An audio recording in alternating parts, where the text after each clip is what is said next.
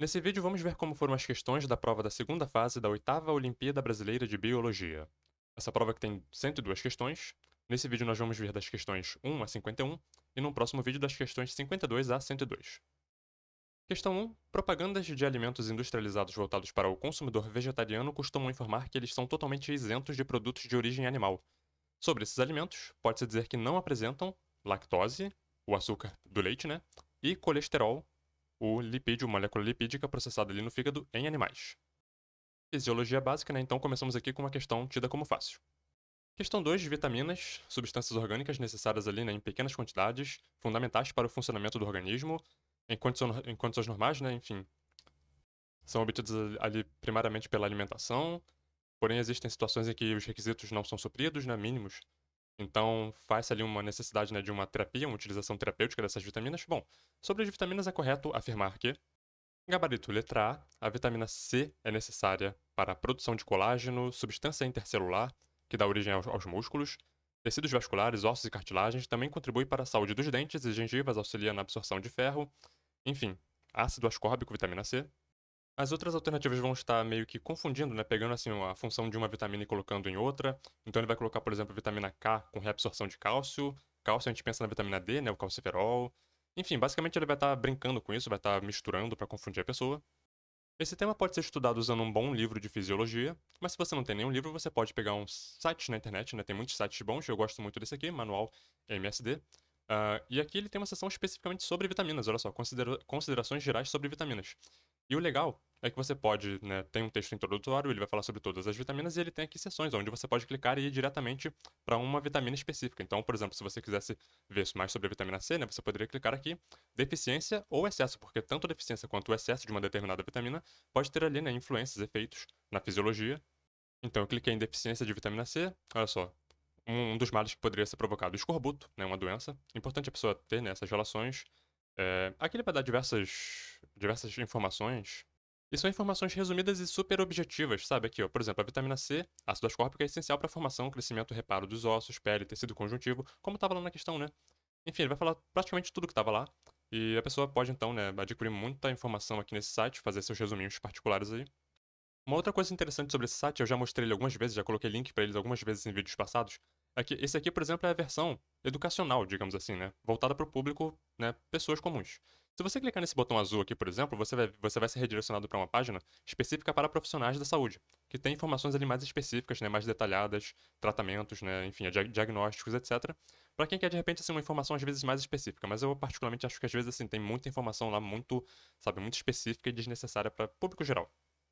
Então, por exemplo, aqui nessa parte prevenção, né, e tratamento, na parte de educação para o público geral, vai ter aqui algumas informações bem genéricas, né, bem assim, genéricas mesmo, enquanto que se você for para a parte para profissionais, aí você vê que o site fica azul, né, e aqui já tem umas informações bem mais específicas, né, com dosagens de determinado medicamento, né, alguma coisa que possa ser mais assim específica, né, que só o médico inclusive pode fazer esse tipo de recomendação.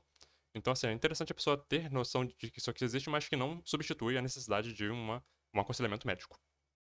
3. Uma pequena cidade no interior do Brasil, banhada por riachos e lagoas, apresenta uma situação grave com relação a alto índice de esquistossomose, uma parasitose, né, importante aí. Na tentativa de prevenir novos casos, foram apresentadas as propostas, né, por exemplo, promover campanha de vacinação. Atualmente ainda não tem uma vacina, né, produzida assim que realmente esteja já sendo aplicada, então isso aqui, a princípio, até hoje ainda não é uma realidade, quem dirá no tempo que essa prova foi aplicada, né. Mas é possível que em breve nós tenhamos sim uma vacina para a esquistossomose. Vamos ver.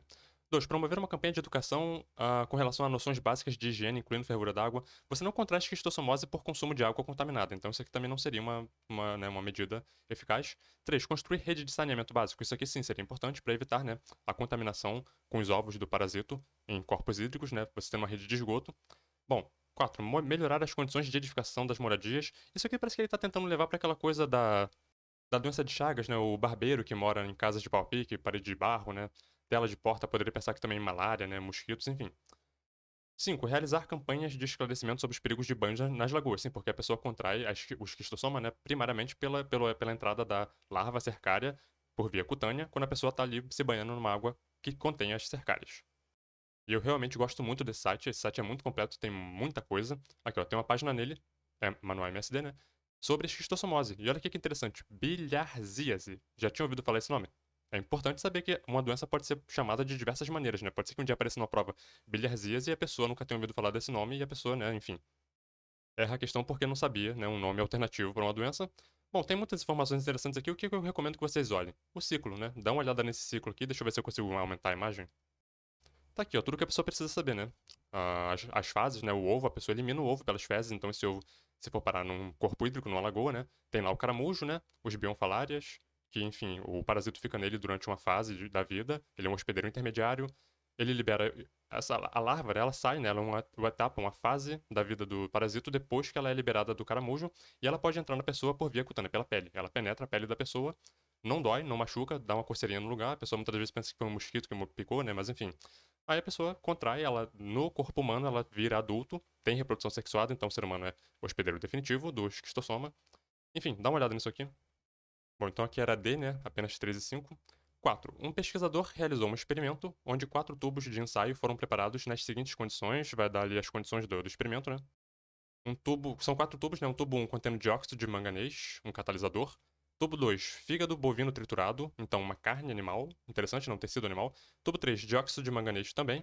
E tubo 4, fígado bovino triturado também. Então tinha 2 tubos com fígado bovino e 2 com dióxido de manganês. Ele pegou os tubos 3 e 4, aqueceu a 100 graus, ou seja, ferveu aquilo, né? E após o resfriamento foi acrescentado o mesmo volume de água oxigenada, H2O2, peróxido de hidrogênio, aos 4 tubos. Bom, então ele acrescentou água oxigenada aos 4, mas ferveu só o 3 e o 4. Com o resultado foi observada a formação de borbulhas apenas nos tubos 1, 2 e 3. Quando ele colocou água oxigenada, borbulhou apenas 1, 2 e 3. O 1 tinha o dióxido de manganês, o 2 tinha fígado bovino triturado, que não foi fervido, né? E o 3 tinha também dióxido de manganês. Nisso ele concluiu que as borbulhas eram resultado do desprendimento de gás oxigênio proveniente da decomposição da água oxigenada, ok, tá certo, devido ao dióxido de manganês, que é um catalisador que faz isso, né, ele decompõe a água oxigenada em água e oxigênio, e alguma substância liberada pelo fígado. Substância, interessante, né? Bom, com base nessa experiência, podemos concluir que o dióxido de manganês e a substância liberada pelo fígado são, respectivamente, o dióxido de manganês é um catalisador, que faz esse processo, né, de pegar água oxigenada e tirar o oxigênio, liberando água e oxigênio. E essa substância que tinha ali no fígado é, na verdade, uma enzima. Então não é bem uma substância, né? É uma molécula, né? É uma proteína. E basicamente isso aqui é um experimento básico que a gente faz nas escolas, mesmo no ensino básico, mesmo é feito esse experimento em aula de ciência, para provar ali, né, a ação da catalase, presente ali, né, por exemplo, no fígado, em diversos tecidos. A catalase tem essa função também de decompor água oxigenada, está presente ali, né, nas células, com a função de diminuir a quantidade de espécies reativas de oxigênio, né? Então a gente tem ali os peroxissomos, que tem essa catalase, e o dióxido de manganês ele tem também uma função, né? Ele é um catalisador. E enfim, a questão aqui a questão quis, né, enfatizar essa coisa de como que a fervura desnaturou a enzima catalase, né? Os 100 graus Celsius. Você pode fazer algo parecido, por exemplo, aplicando ácido, né? Então, nas experiências nas escolas, os professores colocam, por exemplo, suco de limão ou vinagre, né? E aí o pedaço ali de carne de fígado que alterou o pH, né, que ficou mais ácido, a catalase não funciona, porque alterou, né, a ação da enzima através da alteração do pH. Você pode atingir isso tanto pela fervura, né, pelo cozimento da carne, quanto pela mudança do pH. E basicamente é esse que é o experimento. 5. Considere a seguinte rota metabólica que produz um determinado aminoácido essencial para crescimento bacteriano. Então, essa rota aqui nós temos um precursor, a enzima 1 atua mudando, né, o precursor para produto A enzima 2 pega o produto A e transforma em produto B, e uma enzima 3 pegaria o produto B e transformaria no aminoácido essencial. Então é uma sequência bem complexa, certo? Bom, um pesquisador pegou e cresceu 3 culturas de determinada cepa bacteriana num meio, né, contendo ali um agente mutagênico que promoveu mutações, modificações nos genes envolvidos nessa rota metabólica, nessas enzimas aqui, certo? Bom, em seguida essas amostras foram cultivadas com suplementos. Então, às vezes, ele pegava e suplementava o meio, né, com o produto A ou com o produto B e etc. E em alguns ele colocou direto o aminoácido essencial, que é importante para o crescimento da bactéria. Enfim, os resultados foram esse aqui. Ele viu que com o produto a cultura 1 cresceu, a 2 não cresceu, a 3 não cresceu. Com o produto B, a 1 e a 2 cresceram, a 3 não cresceu. E com o aminoácido essencial, todas elas cresceram. Portanto, o aminoácido essencial é importante, mas nem todas elas conseguiram processar ou o produto A ou o produto B. Com base nisso, a gente pode inferir que na cultura 1, por exemplo, quando ele colocou lá, o suplementou, né, com o produto A, ela conseguiu crescer, então ela tinha enzima 2 ok, a enzima 3 dela também estava ok, ela estava ok para todas as duas enzimas, né, com essa suplementação. A 2 não cresceu, portanto a enzima 2 dela não funcionou por algum motivo. Então a gente tinha algum problema, ela não conseguiu transformar o produto A em produto B. Mas ela conseguiu transformar B em C, então a enzima 3 dela estava ok. A 3, por outro lado, ela não conseguiu converter o aminoácido essencial em nenhum dos dois cenários. Talvez porque a enzima 2 dela não estivesse funcionando, mas certamente a enzima 3 dela não estava funcionando porque ela não conseguiu também transformar B em aminoácido essencial. A gente não tem como ter certeza, eu acho, né, pelo que eu entendo aqui, se a enzima 2 dela estava funcionando ou não, mas a 3 certamente não estava. Portanto, a enzima 2 da cultura 2 não estava funcionando e a 3 ou a 2 e a 3 da 3 também não estavam funcionando. Portanto, sobre esse experimento, pode-se afirmar que o gene mutado e a respectiva cultura bacteriana são.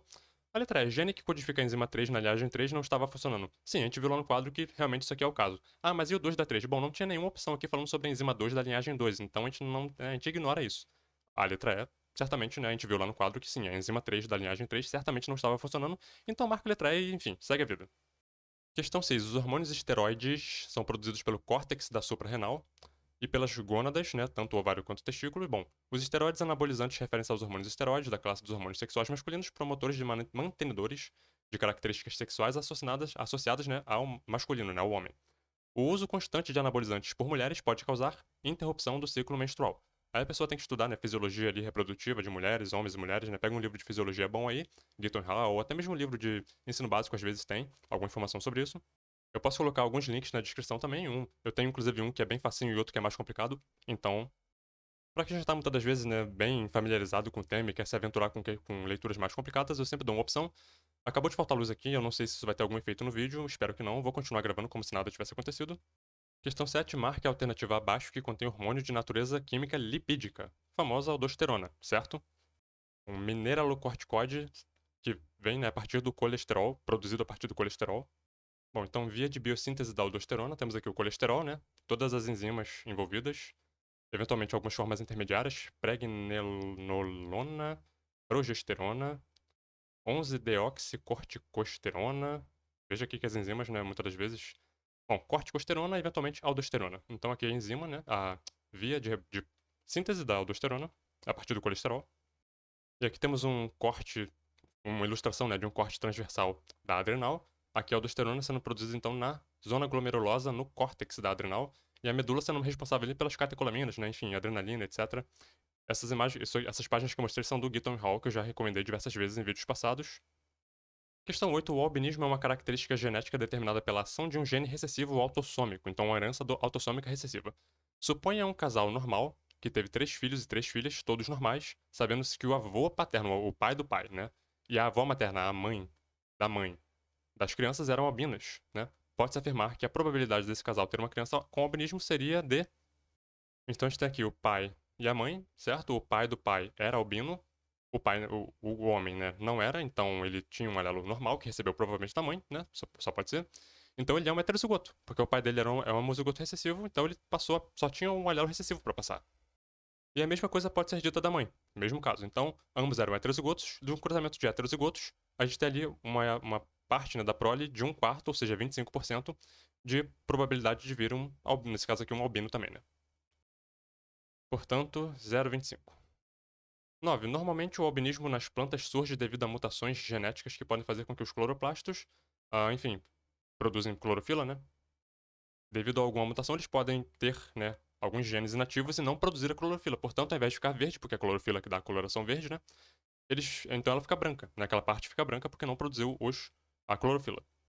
Bom, passam a se chamar leucoplastos, né? São incapazes de produzir clorofila, ok? Uma semente de tomate albina germina graças a reservas energéticas. Como não faz fotossíntese, né? Como não tem nenhuma clorofila ali, de onde é que ela tiraria energia, então, para germinar? Do endosperma secundário e dos cotilédones, né? Isso aqui é botânica básica. Estudar um pouquinho ali, né, da botânica básica, o endosperma, né? O tecido triploide, que é uma reserva energética para o embrião. Enfim, a dupla fecundação das angiospermas. Tudo isso aqui é importante para entender, né, essa questão aqui. Questão 10, uma questão longa, chata, complicada e ainda por cima eu não concordei com o gabarito dela, então apertem os cintos. Escherichia coli, o gene LAC-Z, que na verdade é um óperon, né? Aí, enfim, um assunto super denso, vou colocar leituras sobre isso na descrição. Esse gene, no caso aqui, né, estão chamando de gene, codifica para a enzima beta-galactosidase, que confere à bactéria a capacidade de crescer em meio contendo lactose. Bactérias preferem a glicose, né, mas enfim, algumas, né, na ausência de glicose, que tenham esse operon, LAC-Z, vão poder, né, processar ali a lactose, transformando a lactose em glicose, certo? Mas geralmente, tendo glicose presente no meio, elas vão preferir a glicose. Um pesquisador tomou um plasmídio que possuía dois genes de interesse, um que conferia resistência à tetraciclina, um antibiótico, e outro que codificava para a enzima beta-galactosidase, e ele inseriu esse plasmídio, né, num meio ali de bactérias que tinham uma mutação para o LAC-Z, nessa região LAC-Z, e então não estava funcionando, e também a resistência aqui à tetraciclina. Bom, ele cultivou essa cepa transformada com plasmídio, né, contendo um meio especial, onde as células que utilizavam lactose, ou seja, que tinham o LAC-Z funcionando, ficavam azuis, e as demais brancas. Quem estava branca, então não estava processando a lactose, né, então estava consumindo glicose. Se tem glicose no meio, todas elas estariam usando glicose, não lactose. Isso é muito complicado, eu posso até estar aqui sendo muito exagerado, mas eu acho que esse é o caso. Então não entendo por que algumas ficaram azuis, mas vamos dizer que, ok, mesmo com glicose, as que têm o LAC-Z estariam usando lactose. E um outro ponto, todo mundo que cresceu certamente tinha resistência à tetraciclina, né? Então, bom, ele jogou tudo isso no meio e de repente, depois de um tempo ele observou que tinha ali colônias azuis e brancas. As azuis estavam usando lactose, as brancas não estavam, todas elas eram resistentes à tetraciclina. Então, as seguintes conclusões. 1. As células que cresceram são todas resistentes à tetraciclina. Sim. 2. A simples presença de lactose no meio fez com que algumas delas conseguissem metabolizar esse carboidrato. Apenas as que tinham o óperon LAC-Z funcionando, né? As que não tinham, não iriam conseguir. 3. O gene LAC-Z não está funcionando em todas as células. Aparentemente não está, porque algumas ficaram brancas. 4. As bactérias podem utilizar as informações contidas no DNA plasmidial, pois o código genético é universal, o código genético não é universal. Eles deram que o gabarito era a letra D, que estão corretas 1, 3 e 4. Eu acho que apenas a 1 e a 3 estão corretas, né? A 4 discutível. Eu vou colocar alguns links na descrição sobre isso aqui, porque é um tema que a pessoa tem que ler pra caramba mesmo. Mas enfim, eu acho que eles pegaram um tema super complicado e denso e tentaram reduzir muito a tal ponto que ficou uma coisa meio assim, um Frankenstein meio não funcional. Como se eu chegasse e dissesse assim, eu estava pilotando meu avião que só tem uma asa e não tem motores e meu avião caiu. Por que meu avião caiu? A resposta é, como seu avião decolou em primeiro lugar? Mas enfim, eu posso estar, de novo, posso estar exagerando aqui. Vou colocar leituras, vocês leem, vocês tiram suas próprias conclusões. Minha cabeça é um pouco limitada. Mas enfim. Para as questões 11 a 14, temos aqui um texto um pouquinho longo sobre resistência de bactérias a antibióticos, né? Staphylococcus aureus. Enfim, resistentes a meticilina, um problema seríssimo que a gente tem enfrentado, né? De resistência de bactérias a antibióticos de uma maneira geral. Questão 11. Essa variedade de bactérias resistentes é fruto é um caso clássico de seleção natural de linhagens resistentes, né, aos antibióticos. Então, é apenas uma seleção de linhagens mutantes, né, resistentes ao antibiótico. 12. Antibióticos são substâncias de várias classes, enfim, atuam em diferentes processos no metabolismo bacteriano, mas o ponto é que ele promova a morte da bactéria sem interferência no metabolismo humano, né? O bom antibiótico faz isso. Porém, tem uma organela na nossa célula que tem uma origem procarionte que poderia ser, né, afetada pela atividade de um antibiótico, as mitocôndrias. Questão 13. O primeiro antibiótico descrito foi a penicilina, produzida por fungos do gênero Penicillium. Bom, marque a alternativa que contenha um par de relações ecológicas entre seres vivos, equivalente à do fungo, à do Penicillium, com uma bactéria. No caso aqui, dinoflagelados produtores de saxitonina, já ia pronunciar, né? Saxitonina, e peixes. Essa saxitonina é uma substância tóxica, é uma toxina produzida por esses dinoflagelados. E, enfim, tem ali efeitos negativos, né? Nos peixes, acumula também em outros grupos lá de animais marinhos, moluscos, crustáceos, não sei se eu li sobre isso, mas, enfim, vou colocar um texto sobre isso na descrição. Basicamente é isso, é uma antibiose. Antibiose, alguém produzindo uma substância que mata outros seres vivos. 14. A resistência a antibióticos pode ser transferida de uma bactéria a outra através da conjugação, microbiologia básica. 15. Algumas substâncias presentes no meio ambiente só se tornam carcinogênicas após serem metabolizadas pelo organismo, né? Detalhe importante, principalmente pelas células hepáticas. Bom, em um experimento, células hepáticas, hepatócitos, foram cultivadas na presença de uma substância desse tipo e analisou-se a variação da superfície de determinada organela responsável pela metabolização das drogas, que é o famoso retículo endoplasmático liso. Bom, Bruce Alberts, Biologia Molecular da Célula, famoso Biocell, né? Todo vídeo eu mostro uma página dele. Parte 4, Organização Interna da Célula. Leiam esse parágrafo aqui, que eu vou marcar agora. Tem algumas informações importantes. Ignora essa tabela aqui porque não tem nada importante nela, não. Só lê isso aqui. Ops, mudei a página. Enfim, pausa o vídeo, dá uma lida aqui, depois pega e aprofunda em um outro livro aí, ou nesse mesmo aqui, tenta arrumar o livro, porque é um livro muito bom. E nesse assunto, se quiser dar atenção para uma coisa mais específica, pesquisa sobre isso aqui, reações de detoxificação, citocromo P450. É aqui que tá, né, um pouco mais de detalhe, né, um pouco mais de profundidade no tema. Questões de 16 a 19 tem aqui esse textinho sobre HPV, papiloma vírus humano. Fala aqui um pouco sobre técnicas de hibridização, né, que permitiram ali a diferenciação de diversas cepas desse vírus. com diferentes graus de risco de carcinogênio, né? Então, são vírus carcinogênicos, podem provocar câncer, né, tumores. Questão 16. Uma das técnicas para detectar lesões de colo de útero ocasionados, né, pelo vírus HPV-16, enfim, biópsia, é a reação em cadeia da polimerase, que é a PCR, né? Bom, através da PCR é possível amplificar determinada sequência de DNA, né, produzindo uma grande quantidade de material genético, né, porque o vírus geralmente tem um genoma ali pequeno, né, em comparação com toda a informação genética que você pode ter ali numa amostra. Bom, para executar esse procedimento da PCR, você precisa então de, no caso aqui, primers complementares ao DNA do vírus, né, do HPV-16. Então aqui nessa questão ela tem dois temas aqui importantes da pessoa aprofundar, né, que é a PCR, que é um procedimento ali laboratorial, típico da biologia molecular, né, um assunto da biologia molecular, e você tem aqui um assunto da virologia, né, que é o HPV no caso, a pessoa saber, né, como é que é o genoma do vírus, as estratégias de replicação do genoma dele. Esses temas vão surgir de novo em questões aqui mais para baixo, então aos poucos eu vou mostrando algumas coisas sobre. 17. Terapia gênica é o tratamento de doenças baseado em transferência de material genético, né, de uma célula de um organismo, às vezes, né, um gene de um organismo, inclusive, para outro, ou do mesmo organismo, enfim, mas versões diferentes de um mesmo gene, né, às vezes uma pessoa tem um gene não funcional, pega um gene funcional de outro indivíduo, né, enfim. Para isso, uma das formas, né, uma das tecnologias que se utiliza é a utilização, é um vetor, que geralmente é um vírus, seja um adenovírus ou um retrovírus, né, enfim. Tal técnica é possível, pois na célula hospedeira, o DNA do vírus que está sendo utilizado ali como vetor, né, vai comandar a produção de proteínas. O retrovírus, o adenovírus, eles vão agregar, eles vão integrar, né, o genoma deles ao genoma da célula, e com isso eles conseguem comandar a produção de proteínas, que muitas das vezes é uma proteína ali que é importante para aquela pessoa que muitas das vezes tem um quadro ali de não produção de uma proteína por conta de um gene não funcional. De novo, a pessoa tinha que ter uma noçãozinha aqui, né, de estratégias de replicação de genoma viral. 18. Transferência de genes através de vírus pode ocorrer naturalmente em bactérias, né? Esse processo denomina-se a transdução, né? Geralmente ali um bacteriófago, um vírus bacteriófago, enfim, fazendo esse procedimento aí, né? Esse processo de tirar, né? De transferir genes entre bactérias. Então nessa prova a gente já viu conjugação, né? Que é a troca de material genético entre bactérias. E agora transdução, quando tem um bacteriófago, um vírus associado. 19. Marque a alternativa que contém uma enzima presente na partícula viral do vírus HPV. O gabarito colocou DNA integrase, eu não consegui achar nada na literatura que, enfim, evidenciasse isso aqui. E para piorar, eu tenho textos, inclusive, que afirmam categoricamente que eles não têm integrase. Então, assim, eu vou colocar os links na descrição para quem quiser ler. Basicamente, assim, é só mais um gabarito aqui que eu discordei.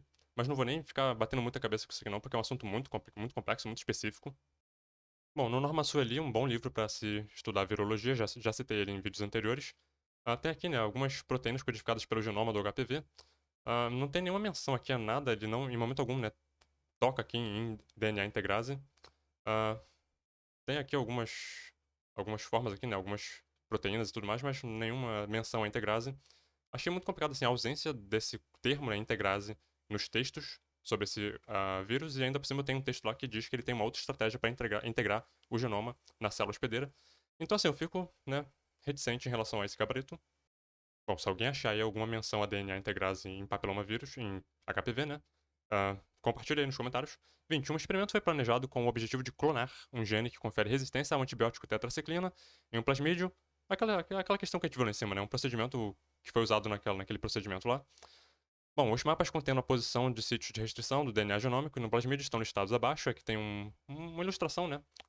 Do plasmídio e da sequência aqui do DNA genômico, que tem ali a sequência de resistência à tetraciclina. Então a ideia é, com a ajuda de enzimas de restrição, e tem aqui algumas opções, né? Ind3, BAN-H1, cortar, né, esse plasmídio aqui e inserir essa sequência aqui nessa parte aqui. Lembrando que aqui já tem uma sequência de resistência à ampicilina, né? Então, assim, tem que levar isso em consideração.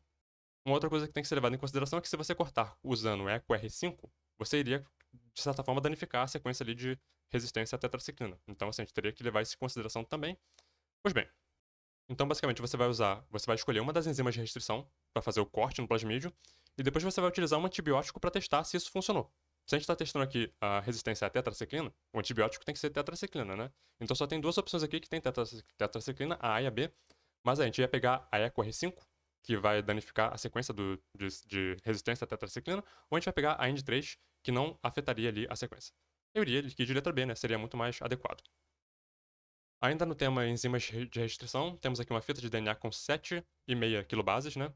são encontrados sítios de restrição para enzimas IND3, EcoR1 e BAN-H1, nas respectivas posições 2,5, 2,5, né, 4,0 e 5,5 kilobases. Indique a alternativa que apresenta um número de fragmentos gerados pela ação dessas enzimas, nessa fita de DNA, né, bem como o seu tamanho. E aqui a gente tem que meio que desenhar isso aqui mesmo, porque... E aqui eu tentei ser bem didático, peguei aqui uma régua com 7,5 centímetros, né, mas aqui centímetros a gente vai pensar em, né, nas kilobases lá.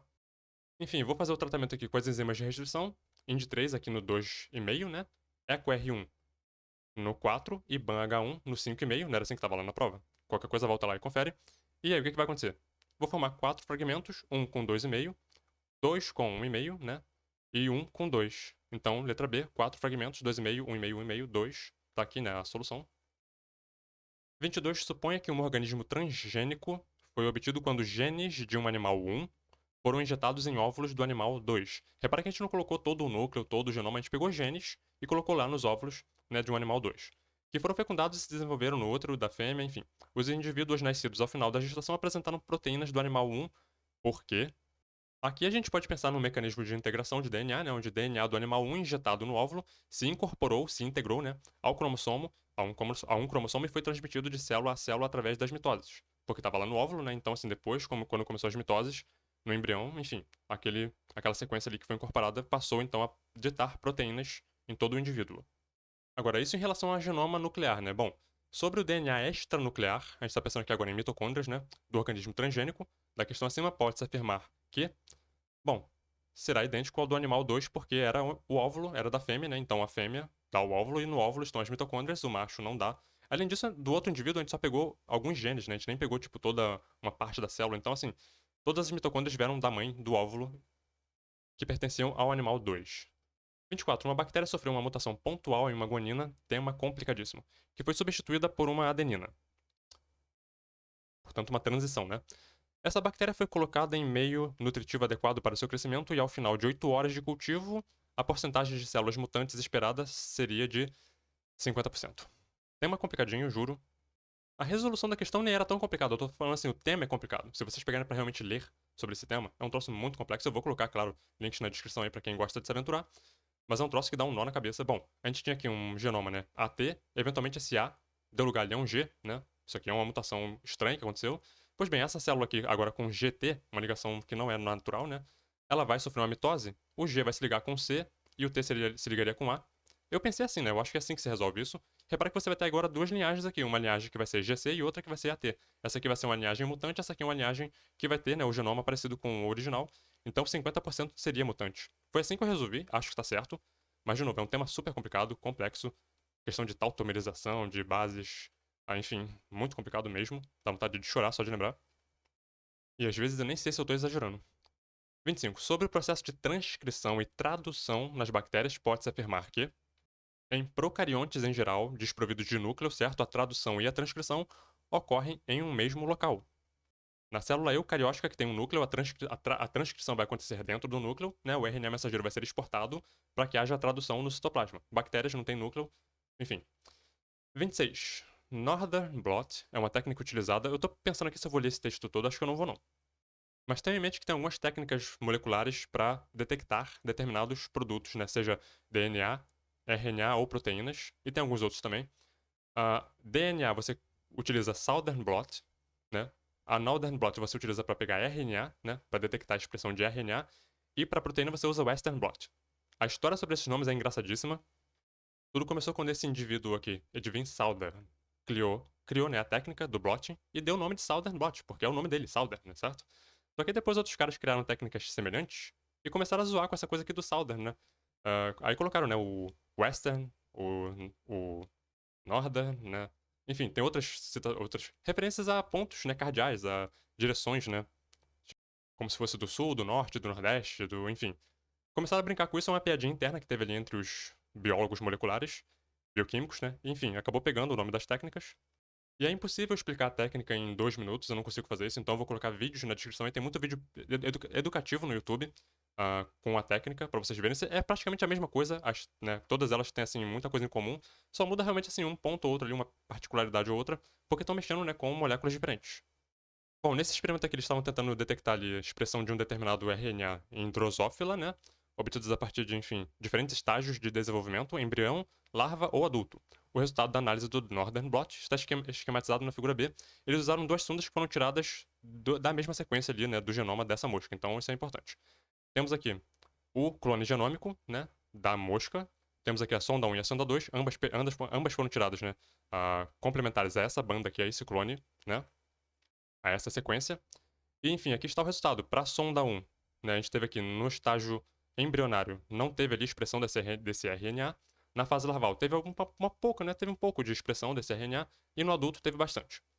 Para a sonda 2, ela não detectou nada, ok? Bom, os resultados obtidos permitem concluir que a proteína em questão tem sua expressão aumentada na fase adulta? Aparentemente sim, né? A banda ficou maior aqui, indicando ali, né, um aumento da expressão desse RNA. E das alternativas erradas, acho que só vale a pena discutir aqui a B quando ela diz que a sonda 2 não corresponde à espécie, e no texto ela diz que a sonda 2 ambas foram tiradas, né, da fita de DNA, portanto ambas pertencem à Drosophila. Questão 27 fala sobre espectrofotometria, uma técnica também de laboratório que vale a pena dar uma lidinha. Para quem de repente pretende, né, um dia lá, trabalhar com biologia molecular, em algum momento vai ter que lidar com espectrofotômetro, não é nada difícil. Bom, para quantificar uma amostra de DNA dupla fita, deve-se diluí-la em água ou solução tamponada e medir a absorbância a 260 nanômetros. Aí você regula no espectrofotômetro, né? Você vai girando assim até chegar nesse comprimento de onda para medir, né? Para diferentes materiais você vai precisar de uma absorbância diferente. No caso aqui para o DNA, 260 nanômetros a 260. Ok, da amostra e do branco. Essa coisa do branco é que é o seguinte: você vai pegar a cubeta, onde você lê no espectrofotômetro, ela tem alguma interferência nessa absorvância, certo? Então primeiro você vai colocar a cubeta apenas com água destilada, por exemplo, mede quanto deu, e depois você desconta isso da amostra, porque a cubeta, né, mais o líquido que você usou para fazer ali a solução, vão ter alguma interferência. Então você desconta isso depois. Você primeiro calcula o zero, né, o branco, e desconta isso, subtrai isso depois do total final. Bom, nesse caso aqui já descontado o branco, A260 igual a 1, a absorbância igual a 1, corresponde a uma concentração de 50 microgramas de DNA por ml, né? Bom, a concentração de uma preparação de DNA cromossomial que é diluído 500 vezes, então você pegou um determinado valor, uma determinada concentração e dividiu 500 vezes em tampão, produziu uma leitura espectrofotométrica A260 de 1,8. Então aqui a gente faz uma regrinha de 3, né? Dá para chegar ao resultado. Então eu calculei que a minha absorbância, certo? Que dá 1 lá no espectrofotômetro, é 50 microgramas por ml, né? Bom, se eu tive um A260, uma absorbância de 1,8, então eu tinha o quê? 90, né? Eu peguei o 50 e multipliquei por 1,8, dá 90. Ok, então eu tenho 90 microgramas. Isso aqui foi diluído 500 vezes. Então eu pego isso aqui e multiplico por 500. 90 multiplicado, né, por 500, 45 mil microgramas por ml. Esse aqui era o meu valor original antes de eu diluir. Portanto, letra A, 45 mil. Questões 28 e 29, voltando para a virologia. Um pesquisador investiga a cura para determinada doença por terapia gênica, utilizou retrovírus modificado e construiu um vetor para a introdução de um gene terapêutico, né? Enfim, etc.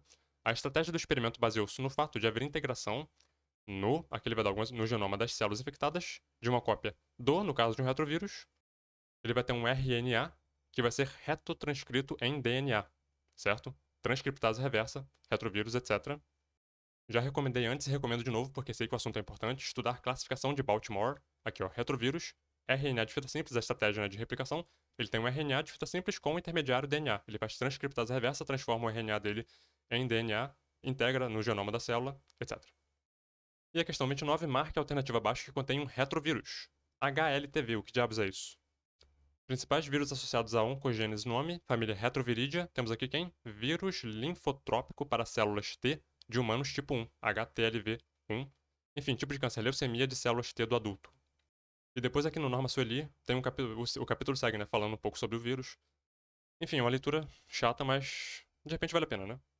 Mudando completamente de assunto, 30. A parede celular vegetal apresenta uma série de características que possibilitam suas diferentes funções.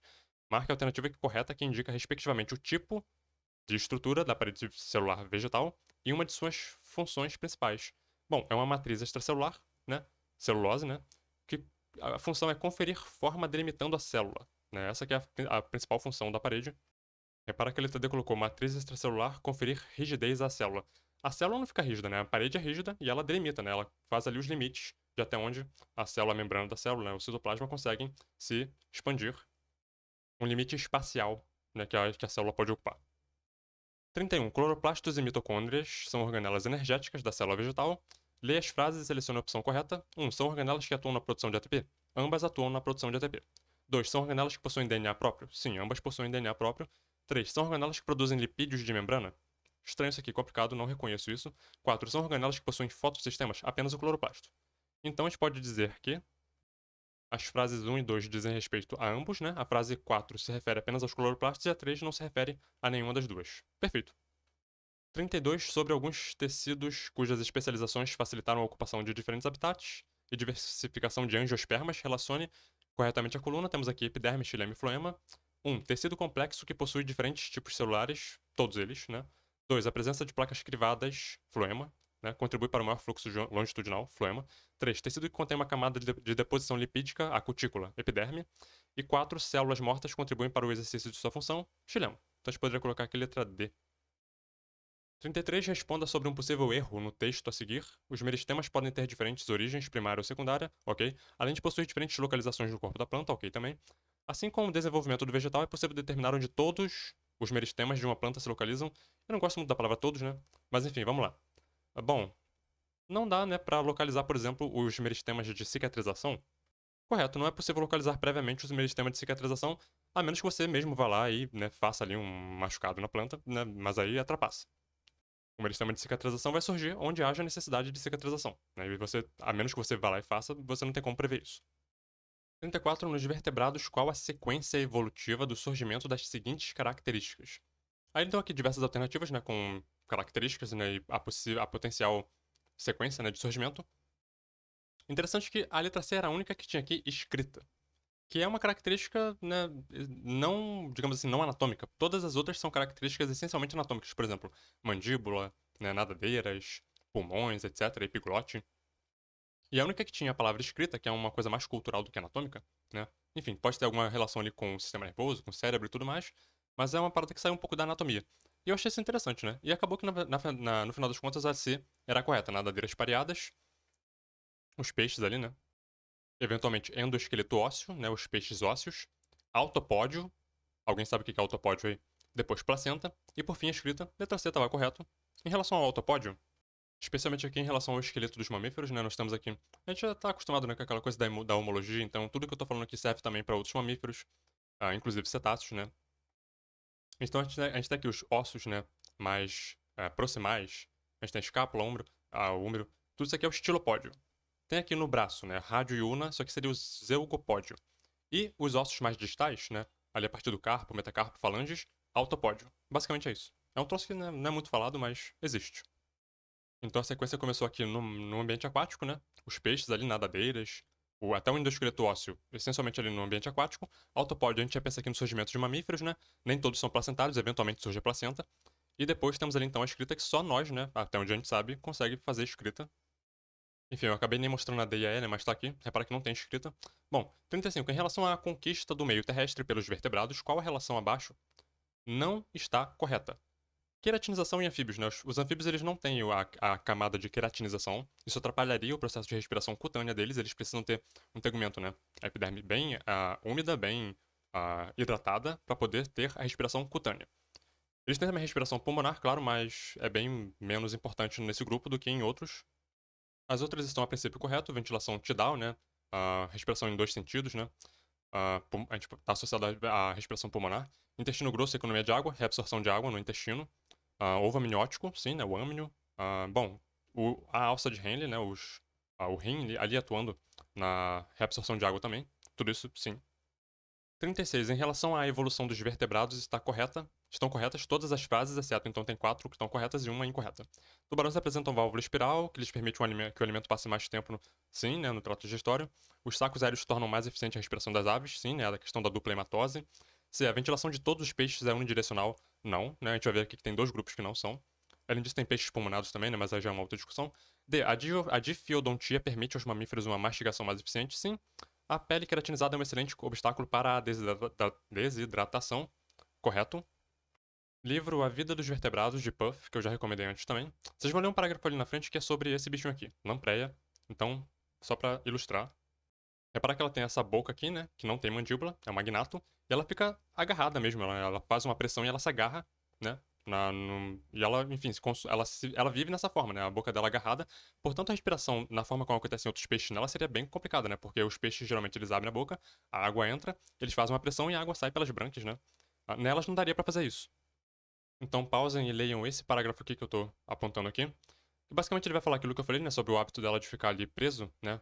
No hospedeiro dela, vamos colocar assim, pela boca. Isso atrapalha aquela respiração tradicional dos peixes, né? Unidirecional.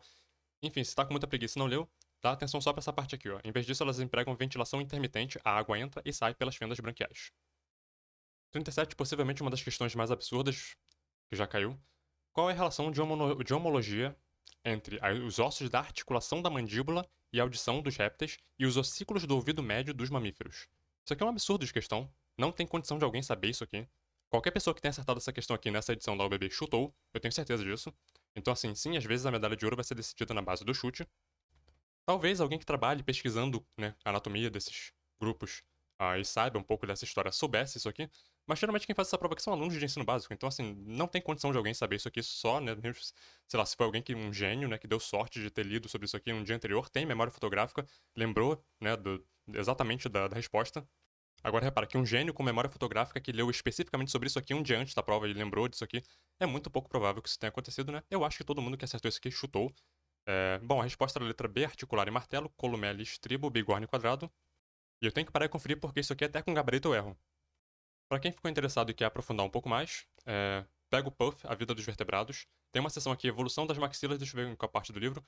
Os Sinapsida e a Evolução dos Mamíferos, capítulo 18.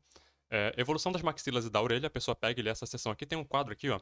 Eu vou até colocar aqui um plano geral, para vocês pausarem o vídeo. Quem quiser dar uma lida aí, recomendo que consiga o livro, né, que arrume o livro. Aqui nesse quadro fala um pouco sobre essa questão. Tem essa figura aqui que a gente olha, finge que entendeu e segue a vida. Mas repara que eu falei uma das questões mais absurdas, porque ainda nessa prova a gente vai ver uma que é bem pior que essa aqui. Questão 38. Em termos de maior complexidade de estruturas absortivas, qual a sequência da mais complexa, ou seja, a que tem mais complexidade, né, para a menos complexa, da região do trato digestório? Bom, tanto a A quanto a B são parecidas, né, só muda o final. Ambas começam no jejum, ok. Duodeno, certo, ilho. Fundo, né, ok. A B termina no cólon e a termina no ânus, né? Então, assim, ânus como estrutura absortiva é estranho, né? O ânus, na verdade, assim, até onde eu sei, não tem absorção nenhuma ali, é só realmente, assim, o orifício.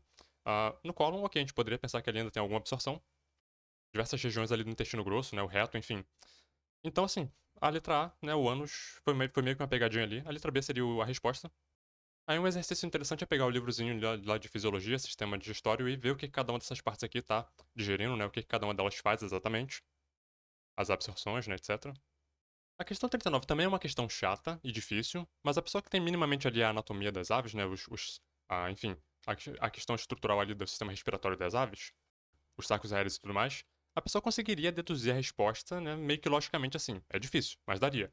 A sequência do ciclo 1, a inspiração, né, de ventilação nas aves, seria. Começa pela traqueia, né?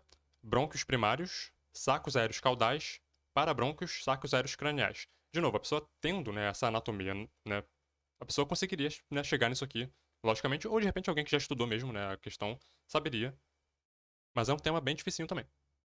Então, olha aqui, ó. O ar entra pela traqueia, certo? Ela segue aqui. Tem o brônquio primário, né? Os brônquios primários. O brônquios intrapulmonários. Super chatinho, a anatomia é chata isso aqui, é bem complicado. Tem sacos abdominais, sacos aéreos, né, caudais. Então repara o fluxo do ar entrando, ele vem aqui no saco caudal. Repara aqui, nos parabrônquios ele passa em sentido único, né, tanto na inspiração quanto na expiração, ele sempre passa nesse sentido aqui. E ele só vem para o saco cranial depois de passar nos parabrônquios, né? Por isso que a pessoa poderia inferir, logicamente, que o último seria o saco cranial. De novo, é chato, não é fácil, né? Mas daria, talvez, uma pessoa que realmente estudou e que viu isso aqui antes. Questão 40, agora sim chegamos no que eu tô elegendo aqui como a questão mais absurda de todos os tempos das Olimpíadas Brasileiras de Biologia, que pelo menos das que a gente viu até agora na série. Pode ser, né, que em outras edições venha piores ainda, mas essa aqui é simplesmente assim a mais absurda de todas. Não tem como você saber isso aqui. Não tem como, não dá. É impossível, não adianta estudar, você vai morrer de estudar e ainda você não vai saber isso aqui. Porque é uma coisa, pra você ter ideia, eu fui procurando cada uma dessas espécies aqui e eu só fui encontrar a relação delas com determinada planta. São bactérias diazotróficas, né, que têm associação ali com plantas e tudo mais. Eu fui encontrando em artigos separados. Eu nem encontrei assim um único artigo que tivesse todas elas. Só pra você dizer assim, tem uma fonte ali, né, algum artigo que foi publicado, eu nem sequer encontrei isso. Então eu vou colocar link para todos os 5 artigos que eu achei com as relações, né, dessas bactérias diazotróficas com alguma parte de alguma planta, né? Às vezes vai ser cana-de-açúcar, às vezes vai ser arroz, às vezes vai estar na rizosfera, às vezes no tecido mesmo, enfim. Bom, eles colocaram que o gabarito era a letra A. Basicamente, então, vamos ver se a gente consegue construir isso aqui. Então ficaria Pseudomonas na rizosfera de arroz. Aí eles colocaram Acetobacter como endofítico obrigatório de batata doce. A D, né? A gente teria aqui a Herbaspirillum de gramíneas, tá correto. Letra A, aí viria aqui Beijerinquia fluminensis, rizosfera de cana-de-açúcar, ok. E C, né, a Azobacter, na rizosfera de Paspalum notatum. Enfim, problemático, uma questão super, muito específica mesmo. De novo, não tem como saber, então preparem-se. Se você tá indo pra segunda fase de OBB, vai ter questão lá que não adianta você estudar. Isso aqui você não tem como saber de jeito nenhum, né, porque é uma informação, assim, super específica. E sim, você vai ter que chutar, né, e torce pra chutar certo, né. O artigo que eu encontrei que chegou mais perto de talvez resumir aquela questão, embora tenha faltado algumas espécies, foi esse aqui, bactérias diazotróficas associativas. Enfim, é um estudo ali, né, das relações. Tem um quadro aqui no final que ela colocou algumas espécies, esse quadro aqui, ó. Ocorrência de diazotróficas associativas. E tem aqui algumas espécies que caíram lá e dá pra ver por esse quadro aqui que algumas relações lá estão corretas, mas enfim, algumas espécies não estavam aqui. E enfim, um tema super, super, super complicado. Questão 41. Nas transformações processadas pelos micro-organismos que ocorrem no solo estão incluídos os seguintes processos de importância geoquímica. Essa questão aqui eu resolvi ela da seguinte forma. 4 alternativas aqui tinha esse termo aqui, tindilização, que quando eu estava resolvendo pela primeira vez eu não tinha ideia do que era. E eu tenho uma ideia assim, quando eu não sei o que é um termo, eu geralmente não chuto uma questão que tem aquele termo que eu não sei o que é. Porque, enfim, né? Às vezes, né? Pode ser que eu até erre questões por causa disso, mas geralmente eu não arrisco termos que eu não conheço. Esse tindilização, que na verdade depois eu fui pesquisar, o certo é tindalização, é um processo ali que acontece com resfriamento, é uma forma deles, de certa forma, esterilizarem produtos alimentícios. E de fato não tinha uma relação direta aqui com a questão. A letra A era a única que não tinha tindilização, né? Então, assim, eu chutei a letra A e estava certo. Ou seja, né, eu não arrisquei um termo que eu não sabia, que estava presente em 4 das alternativas, mas não estava presente em uma delas. E nesse caso aqui funcionou. 42. Nitrosomonas pode ser considerado um micro-organismo. Lembra aí do ciclo do nitrogênio, né? Temos lá Rhizobium na fixação, temos nitrosomonas, né? Fazendo ali a nitrificação, a etapa da nitrosação, né? Temos as Azobacter, Nitrobacter, fazendo a nitratação. Temos Pseudomonas denitrificantes, fazendo a desnitrificação. Essas aqui são bactérias quimiosintetizantes, né? Elas produzem ali, o metabolismo delas utiliza energia química para produzir o alimento delas, certo? Então, matéria orgânica em decomposição, amônia, certo? As nitrosomonas pegam essa amônia, transformam em nitrito, né? Nitrosação. E, que já está na etapa da nitrificação, né? Nitrosomonas, nitrospira, são outras espécies que também podem fazer. Eventualmente o nitrito vira nitrato, né? Nitrospira, nitrobacter, etc. Esse nitrato vai seguir, né? Para, enfim, entrar para a biosfera, etc. Eventualmente pode ser desnitrificado. É bom ter essas relações aqui no repertório. 43. As células do sistema imune originam-se de células-tronco pluripotentes através de duas linhagens, né, principais de diferenciação, que são a linhagem linfóide e mieloide, como está aqui na letra A. A linhagem linfóide vai gerar os linfócitos, né, e a mieloide, os mielócitos, uma série de células ali da imunidade inata, e também as hemácias. Livrinho de imunologia, vou colocar uma referência aí na descrição, para quem quiser uma dica. Ó, células-tronco, certo, lá na medula óssea. Progenitores multipotentes. Temos aqui um progenitor linfóide e um mieloide. O linfóide vai dar origem à linhagem linfocítica, né, os linfócitos T e B. E o mieloide vai dar origem a todas essas células aqui, ó, a partir de intermediários aqui, né? Vamos ter aqui os eritrócitos, as hemácias, né, plaquetas, basófilo, eosinófilo, monócitos, os macrófagos, né, célula dendrítica, neutrófilo, enfim, todas aquelas células ali da imunidade inata e também componentes ali do sangue, certo? Hemácias e plaquetas, linhagem mieloide. Questão 44, floema. Afirmações, né? Quando o núcleo se desintegra, as organelas que permanecem são plastídeos, mitocôndrias e retículo endoplasmático. Correto. É bom pegar um livrinho aí de anatomia vegetal, né? Pra dar uma lida. Em algumas espécies vegetais foi visto que as organelas ainda presentes nos elementos de tubo crivado, angiospermas, né?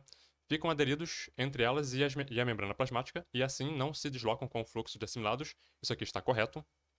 Aqui um esqueminha de um elemento de tubo crivado, né? Todos os elementos dali, todos os componentes intracelulares, bem agarradinhos ali, né? Na região ali da membrana. Aqui tem uma célula companheira, né? Que, enfim, troca ali alguns recursos, né? Abastece, às vezes, o elemento com alguns recursos, proteínas, etc.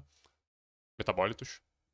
Mas repara que nem todo elemento de tubo crivado necessariamente tem uma célula companheira, né? Isso aqui é importante para uma questão ali pra frente. 3. Proteínas P ocorrem somente. Eu odeio a palavra somente, né? Quando aparece somente assim eu já fico. Biologia nunca tem somente, apenas. Às vezes vai ter, mas é bem específico, né?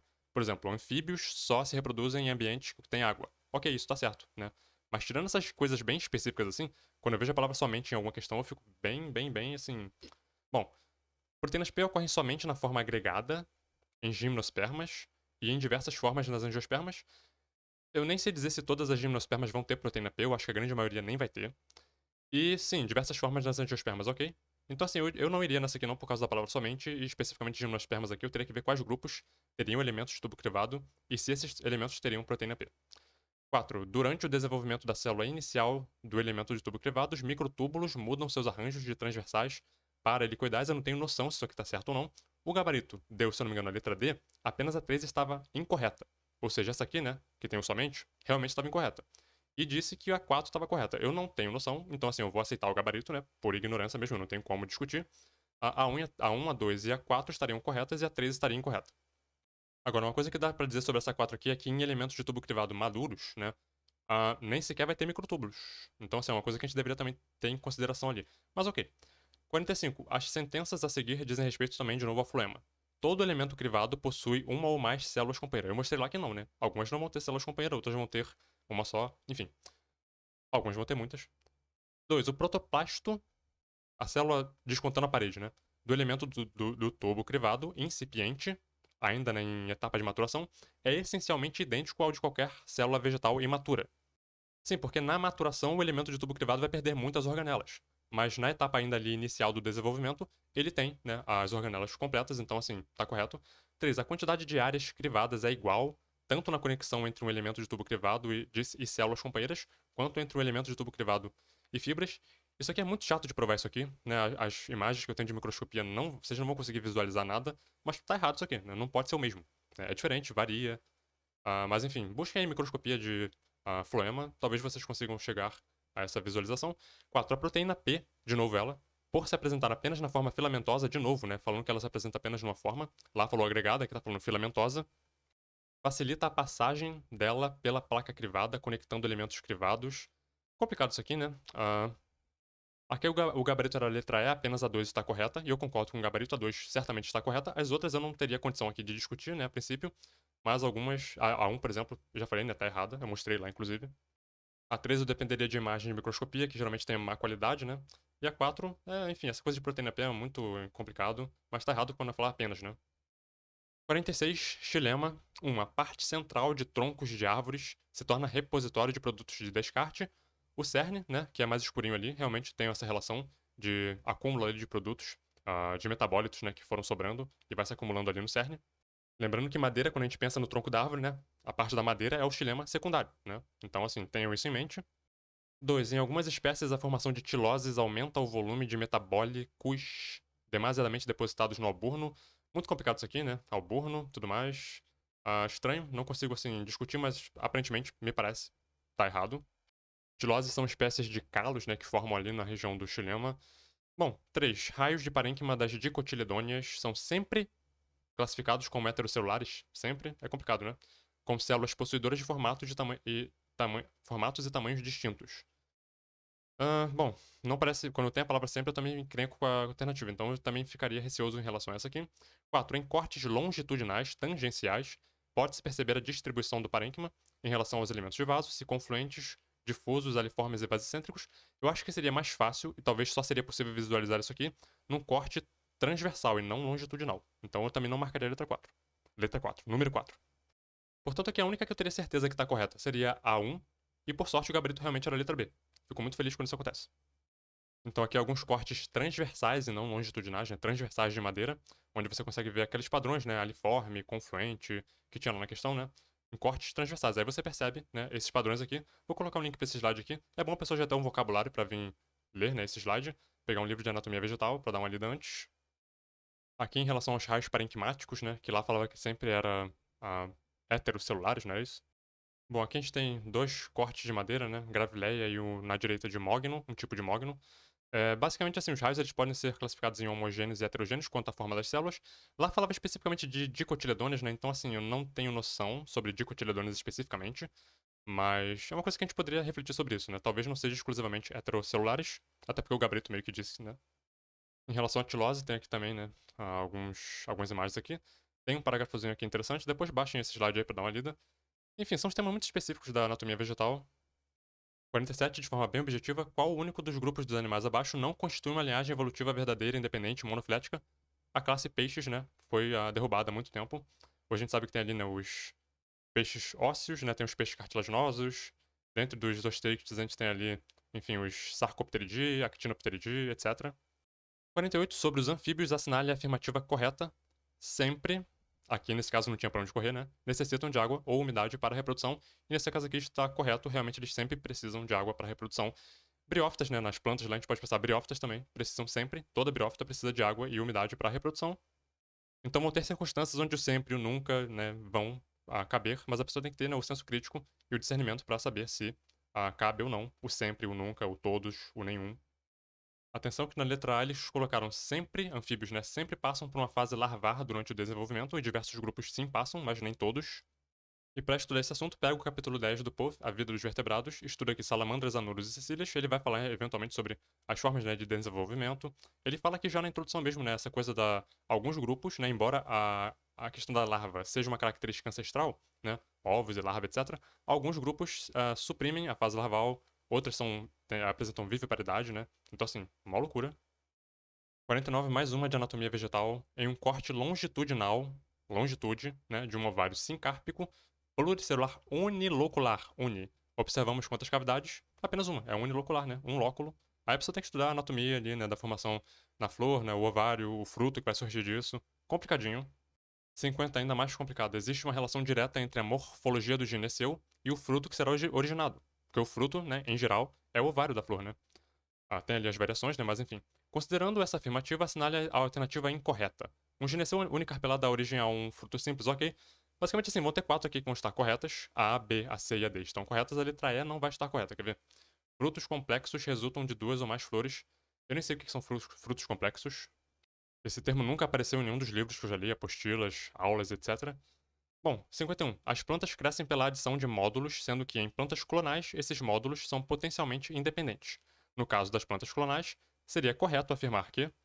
Interessante, ó, uma espécie clonal lenhosa pode formar uma floresta que possui um único genótipo. Se é um único indivíduo que está se clonando, né, você vai ter diversos espécimes ali, diversos indivíduos lenhosos, né, formando ali, digamos, árvores, né, numa determinada região assim, que vai ser um indivíduo, né, que se clonou. Então é um genótipo, né, daquele indivíduo que foi clonado, gerou uma floresta, né, um conjunto de árvores, que é de um indivíduo único. Tá certo isso aqui. Bom, então só pra fechar aqui, pra estudar anatomia vegetal, porque teve muita questão de anatomia vegetal nessa prova, né? Eu gosto muito desse livro aqui, Apesar da Glória, tá? Eu tenho essa segunda edição aqui, que eu não sei se é a mais atual, né? Dá uma pesquisada aí, pergunta pra alguém que tá estudando biologia atualmente, e vê se tem alguma outra edição, eu vou também procurar aqui. Mas esse aqui, honestamente, me ajuda muito, né? Nessas questões assim mais específicas de anatomia vegetal. Recomendo que dá pra fazer download dele da internet. Pode também pedir pra alguém, né, de repente, assim, da biologia que tenha. Todo mundo deve ter. E por esse vídeo nós ficamos por aqui. No próximo vídeo eu vou pegar a partir dessa questão aqui 52 e a gente desenvolve a partir dela. Até lá.